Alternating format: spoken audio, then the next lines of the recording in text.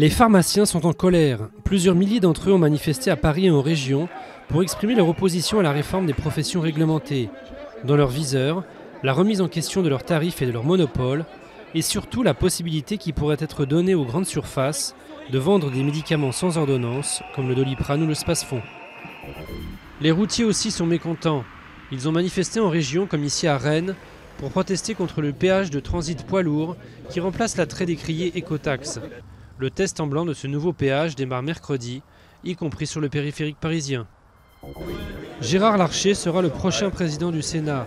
Déjà à la tête de la Haute Assemblée de 2008 à 2011, il vient de remporter face à l'ex-premier ministre Jean-Pierre Raffarin la primaire de l'UMP et du Centre, ce qui l'assure de redevenir président du fait du retour à droite du Sénat après une parenthèse de gauche de 3 ans. Les manifestants pro-démocratie refusent de céder. Le chef de l'exécutif hongkongais, fort du soutien renouvelé de Pékin, a exigé la fin immédiate des manifestations, mais les militants lui ont posé une fin de non-recevoir et il reste fortement mobilisé à la veille de la fête nationale chinoise pour réclamer plus de liberté à l'élection prévue en 2017. Il y a moitié moins d'animaux sauvages sur Terre qu'il y a 40 ans. C'est le constat de l'ONG WWF en raison d'une terre surexploitée. Les régions les plus touchées sont l'Amérique latine, suivie de près par l'Asie-Pacifique.